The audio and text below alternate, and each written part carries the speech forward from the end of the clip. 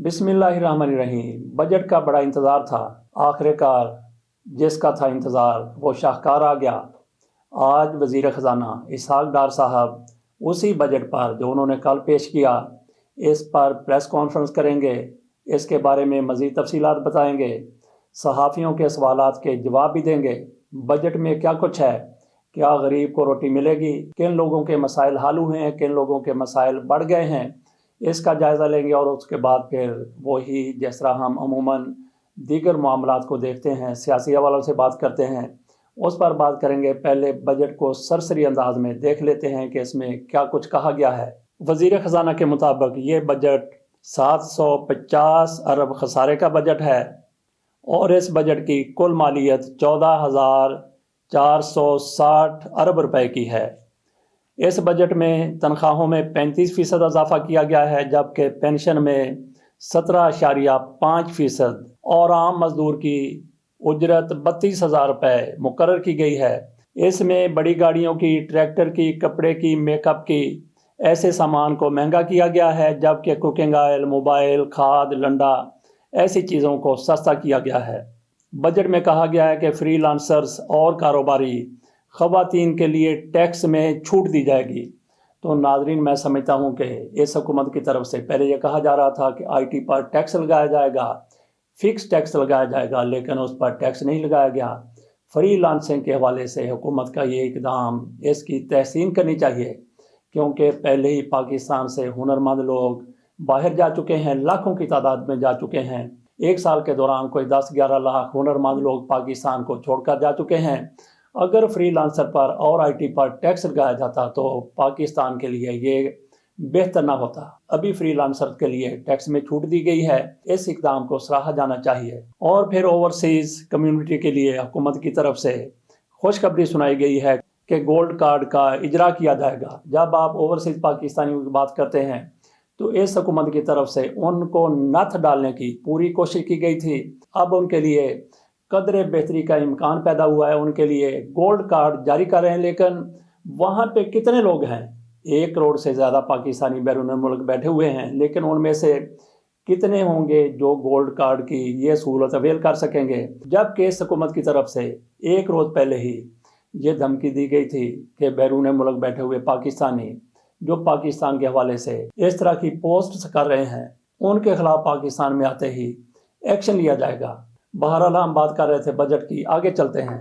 Benazir programme का budget 260 से बढ़ाकर 400 अरब रुपए कर दिया गया।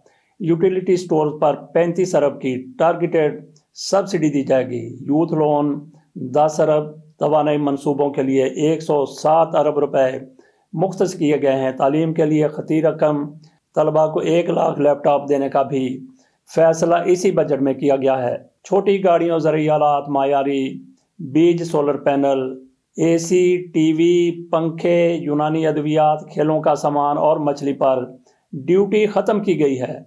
कीमती मलबूसात और चमड़ा महंगा कर दिया गया है। बजट पर हर आदमी की नज़र होती है कि उसके लिए इसमें क्या किया गया है।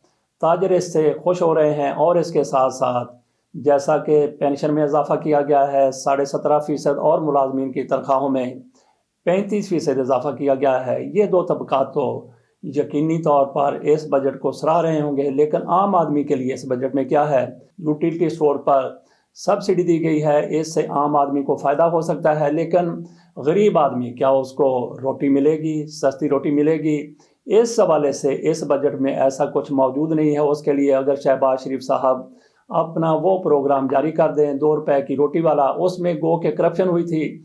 कितनी करप्शन हुई थी? इस हुकूमत की तरफ से फ्री आटा भी दिया गया है, उसमें भी कहते हैं कि करप्शन हुई है। तो क्या करप्शन का ये मतलब है कि जो लोगों को ऐसी सहूलत दी जा रही है वो उनसे छीन ली जाए? 2 रुपए की रोटी में करप्शन हुई होगी, लेकिन उसके साथ साथ गरीब को रोटी भी मिली होगी। तो ऐसे मामलात में करप्शन को ख़त्म करने की ज़रूरत है, मंसूबों को ख़त्म करने की ज़रूरत नहीं है। अगर शहबाज शरीफ साहब इस तरफ आ जाते हैं तो गरीब के लिए रोटी का पेट भर कर खाने का एक इम्कान पैदा हो जाएगा। अब दिफाई बजट की बात कर लेते हैं। दिफाई बजट में भी इजाफा किया गया है। मैं समझता हूँ कि पाकिस्तान के जिस तरह के हालात हैं, जिस तरह से मुईशत डूबी हुई है, शहबाज शरीफ साहब कहते हैं कि मेरी IMF کے حکام سے بات ہوئی ہے، انہوں نے جو کچھ بھی کہا وہ ہم نے مان لیا، یہ ہماری مجبوری تھی۔ دفاعی بجٹ میں کیا رکھا گیا ہے اس پر تھوڑی سی بات کرتے ہیں اور اس کے بعد پھر آگے چلتے ہیں۔ دفاعی بجٹ میں 218 ارب روپے کا اضافہ کیا گیا ہے، جس سے پاکستان کا کل دفاعی بجٹ 18 خرب 4 ارب روپے ہو گیا ہے۔ تو ناظرین، یہاں پہ 18 کا عدد آیا ہے، یہ 18 خرب روپے سے کچھ زائد کا پاک فوج کا کل بجٹ ہے۔ پاکستان کے بجٹ میں سے دفاعی بجٹ کتنے فیصد ہے؟ یہ تقریباً 18% بنتا ہے، لیکن کچھ لوگوں کی طرف سے فوج کے خلاف پروپیگنڈا کرتے ہوئے یہ کہہ دیا جاتا ہے کہ پاک فوج سارا بجٹ کھا گئی، پاکستان کے وسائل کھا گئی، 81% پاک فوج کا بجٹ ہے۔ یہ پاک فوج کے بدخواہوں کی طرف سے اس کے خلاف پروپیگنڈا کیا جاتا ہے۔ پاک فوج کا کل بجٹ 18% کے لگ بھگ ہے، لیکن پروپیگنڈا کرنے والے اس کو 81% بنا کر لوگوں کے دل میں پاک فوج کے حوالے سے، پاکستان کے دفاعی اداروں کے حوالے سے نفرت پیدا کرنے کی کوشش کرتے ہیں۔ اس چیز کو کرش کرنے کی ضرورت ہے۔ یہ بجٹ قومی اسمبلی میں پیش کیا گیا، جبکہ سینٹ میں اس پر اپوزیشن کی طرف سے شدید احتجاج کیا گیا، ہنگامہ کیا گیا، لیکن قومی اسمبلی میں کیا صورتحال تھی؟ بالکل امن تھا، اپوزیشن وہاں پہ موجود نہیں تھی۔ جو ڈرامے والی اپوزیشن ہے وہ بھی اس بجٹ کو خراج تحسین پیش کر رہی تھی۔ گویا یہ پہلی بار ہوا ہے کہ قومی اسمبلی میں بجٹ کے خلاف کوئی بات نہیں ہوئی، کسی نے دستاویزات کو ہوا میں نہیں اڑایا، کسی نے بھی وہاں پہ ہنگامہ نہیں کیا، کسی نے بھی اسپیکر کے ڈائس کا گھیراؤ نہیں کیا، کسی نے یہ کاغذ بھی نہیں پھاڑا، لیکن سینٹ میں ہنگامہ ہوتا رہا۔ تو پھر دیکھیں کہ فوتگی کہاں پہ ہوئی ہے، ماتم کہاں پہ ہو رہا ہے، بارات کہاں پہ بیٹھی ہوئی ہے، دلہا کہاں پہ ہے، اور شہنائیاں کہاں پہ بج رہی ہیں۔ اس کو ہم اس مثال سے بھی واضح کر سکتے ہیں کہ سیلاب کہاں پہ آیا ہے، اور امدادی رقوم اور امدادی سامان کہاں پہ پڑا ہوا ہے، کہاں پہ تقسیم ہو رہا ہے۔ یہ جمہوریت ہوتی ہے۔ اگر پاکستان میں مکمل طور پر جمہوریت ہوتی تو پھر قومی اسمبلی میں اس بجٹ پر کوئی ہنگامہ آرائی ہوتی، اس بارے سے کوئی اپوزیشن کی رائے سامنے آتی، لیکن وہاں پہ اپوزیشن ہے ہی نہیں، تو وہاں پہ پھر کیسا سما ہونا تھا؟ یہی سما ہونا تھا۔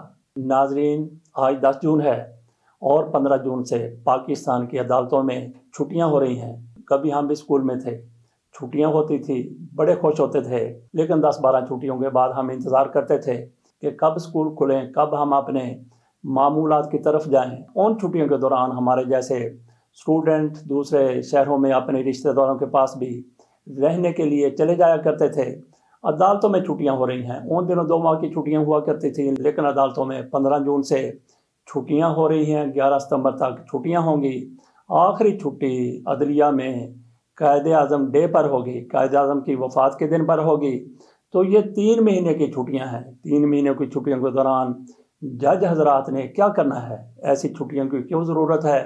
اور یہ تسلسل کس چیز کا ہے؟ انگریز یہاں پہ جج بن کر آیا کرتے تھے، تو انہوں نے گرمیوں میں اپنے گھر اپنے ملک جایا کرنا تھا، اس لیے وہ شدید گرمیوں میں 3 مہینے کی ریسٹ کے لیے یا چھٹیوں کے لیے اپنے ملک چلے جایا کرتے تھے۔ اور ان دنوں مقدمات کتنے ہوا کرتے تھے؟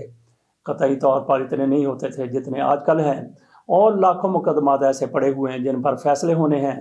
اور ہمارے جج صاحبان، جن میں سپریم کورٹ کے جج صاحبان بھی ہیں، ہائی کورٹس کے بھی ہیں، اور دیگر عدلیہ کے بھی ہیں، یہ سارے کے سارے سوائے ان چند کے جو اپنا کام جاری رکھیں گے، یہ 3 مہینے کی چھٹیوں پر جا رہے ہیں۔ کتنا زیادہ افسوس ہوتا ہے کہ آخر کار ان کو اتنی زیادہ چھٹیوں کی ضرورت ہی کیا ہے۔ یہ جن گھروں میں رہتے ہیں، جن مقامات پر ان کی ڈیوٹی ہوتی ہے، تو وہاں پہ کیسے حالات ہیں؟ کیا وہی حالات ہیں جو انگریز دور میں تھے، جب اے سی نہیں ہوا کرتے تھے، جب شدید گرمی کا ان کو سامنا ہوتا تھا؟ لیکن آج ان کے گھروں میں اے سی لگے ہوئے ہیں، گاڑیوں میں اے سی ہیں، عدالتوں میں اے سی ہیں، تو آخر کار ان کو چھٹیوں کی ضرورت ہی کیا ہے؟ اور پھر اس لیول کے لوگوں کے لیے چھٹیاں جو پاکستان میں ہائیسٹ کلاس میں آنے والے لوگ ہیں، تو اس پر افسوس کے سوا اور کیا کہا جا سکتا ہے؟ کاش کوئی ایسا چیف جسٹس پاکستان میں آئے گا یا کوئی ایسا حکمران آئے گا جو ان چھٹیوں کا خاتمہ کر دے۔ اگر کسی کو بہت زیادہ شوق ہے چھٹیوں کا، تو اس کے لیے اس سے آپشن لے لینا چاہیے۔ آپشن کے لیے بھی بہت سے لوگ تیار ہو جائیں گے، لیکن اگر کسی کی واقعی مجبوری ہے، کسی نے پاکستان سے باہر جانا ہے، اس حوالے سے اس کی بات کو سنا جا سکتا ہے۔ سنے گا کون؟ چیف جسٹس صاحب سنیں گے، لیکن چیف جسٹس صاحبان وہ خود بھی اگر ایسے ہی شوقین نکلے تو پھر اس بات کو ہم یہیں پہ ختم کرتے ہیں۔ تو انتخابات کے حوالے سے بات کر لیتے ہیں۔ ناظرین کو لوگوں کی طرف سے شکوک و شبہات کا اظہار کیا جا رہا ہے کہ پاکستان میں آئندہ جو انتخابات ہیں وہ کچھ دیر کے لیے ڈیلے کر دیے جائیں گے۔ مجھے ویسے ایسا کچھ نظر نہیں آتا کہ یہ انتخابات ڈیلے کا شکار ہو جائیں گے۔ یہ بر وقت ہوں گے، اکتوبر میں ہوں گے یا سپٹمبر میں ہوں گے۔ اس سے آگے جاتے ہوئے مجھے تو نظر نہیں آ رہا ہے۔ باقی یہ کہا جا رہا ہے کہ عمران خان کو مائنس کرنے کی کوشش کی جا رہی ہے، ایسا بھی مجھے نظر نہیں آتا۔ عمران خان کے بغیر جو بھی آج حالات ہیں، جس طرح بھی عمران خان کا گھیرا تنگ کیا گیا ہے، جو بھی حالات ہیں وہ اپنی جگہ پر، اس میں کسی شک کی گنجائش نہیں ہے۔ وہ سارا کچھ ہو رہا ہے آپ کے سامنے، لیکن عمران خان کے بغیر پاکستان کی سیاست مکمل نہیں ہوتی۔ عمران خان کو کچھ لوگ مائنس کرنا چاہتے ہیں، عمران خان کو کچھ لوگ سیاست سے آؤٹ کرنا چاہتے ہیں، یہ بھی درست ہے، اس میں بھی شک نہیں ہے۔ لیکن پھر میں یہ کہتا ہوں کہ عمران خان کو ساری کی ساری قوتیں جو آج کل اقتدار میں ہیں وہ عمران خان کو مائنس نہیں کرنا چاہتی۔ عمران خان کے بغیر پاکستان کی سیاست مکمل نہیں ہو سکتی۔ عمران خان کو انتخابات میں محدود کرنے کی ہر ممکن کوشش کی جا رہی ہے، لیکن عمران خان سیاست میں رہیں گے۔ آپ کو یاد ہوگا کہ کبھی مجیب الرحمان کو بھی اسی طرح سے سیاست سے باہر نکالنے کی کوشش کی گئی تھی، لیکن جب انتخابات ہوتے ہیں تو شیخ مجیب الرحمان کی طرف سے انتخابات میں کلین سویپ کر دیا جاتا ہے۔ مشرقی پاکستان میں 162 میں سے 160 سیٹیں مجیب الرحمان جیت جاتا ہے۔ اور اس طرح کی ایک اور مثال بھی اس کے بعد پاکستان میں دیکھی گئی۔ 1993 میں انتخابات تھے، ایم کیو ایم کی طرف سے ان کا بائیکاٹ کیا گیا۔ قومی اسمبلی کے انتخابات میں ایم کیو ایم کی طرف سے حصہ نہیں لیا گیا، ان کے لوگوں کی طرف سے کاغذات جمع کروائے گئے تھے، اور اس کے بعد آپریشن ہوا تو انہوں نے انتخابات کا بائیکاٹ کر دیا۔ 3 دن کے بعد صوبائی اسمبلی کے انتخابات ہونے تھے، ایم کیو ایم کی طرف سے ان انتخابات میں حصہ لینے کا اعلان کر دیا گیا۔ تو ناظرین وہاں پہ پھر کیا ہوا؟ کراچی پورے کا پورا اموڈ آیا، کیونکہ ان دنوں الطاف حسین کی کراچی پر، حیدرآباد پر مکمل کمانڈ تھی۔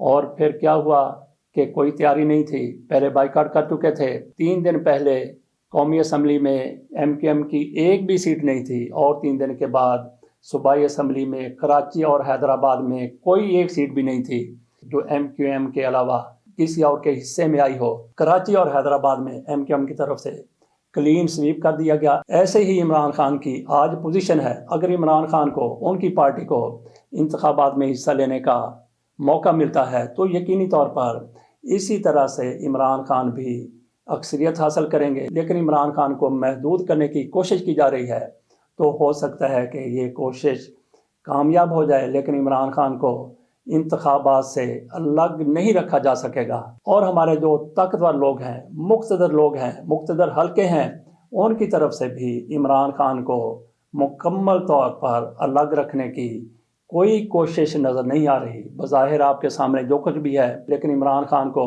سیاست سے اس طرح سے مائنس نہیں کیا جائے گا جس طرح سے پی ڈی ایم چاہتی ہے، جس طرح سے عمران خان کے شدید مخالفین چاہتے ہیں۔ پاکستان کے مقتدر حلقوں کو بہت کچھ دیکھنا ہوتا ہے، اور یہ سارا کچھ دیکھ کر ہی ان کی طرف سے فیصلہ کیا جاتا ہے، اور ایسا ہی فیصلہ ہمیں آئندہ انتخابات میں بھی ہوتا ہوا نظر آ رہا ہے۔ اور جنرل باجوہ پر فرانس کے شہر ایلنسی میں جس لڑکے کی طرف سے گالم گلوچ کی گئی تھی، جس طرح سے بدتمیزی کی گئی تھی، اس لڑکے کی شناخت ہو چکی ہے۔ کہا جا رہا ہے کہ اس کا تعلق افغانستان سے ہے، اور اس کا نام شاہد ہے۔ اس نے فرانس میں پناہ لی ہوئی تھی، اس پر ہو سکتا ہے کہ کیس ہو جائے، ہو سکتا ہے کہ اس کو ڈیپورٹ کر دیا جائے۔ بہرحال اس اقدام کی قطعی طور پر حمایت نہیں کی جا سکتی کہ آپ دوسرے ملک میں جاتے ہیں اور ایسا بندہ جس نے وہاں پہ پناہ لی ہوئی ہو اور وہ کسی بھی مہمان پر اس طرح کا کیچڑ اچھالے۔ باقی فرانس بڑا لبرل ملک ہے۔ برطانیہ اور دیگر ممالک میں بھی پاکستان سے گئے ہوئے بڑے بڑے لیڈروں کے حوالے سے ایسی ہی صورتحال سامنے آ جاتی ہے، لیکن ان کے خلاف کوئی کارروائی نہیں ہوتی۔ افغانستان میں بھی ہو سکتا ہے کہ آزادی اظہار رائے کے حوالے سے ایسا ہی کچھ کیا جائے، اور اس بندے کا مستقبل بھی اسی سے وابستہ ہے۔ اس کے ساتھ ہی اجازت دیجیے، اللہ حافظ۔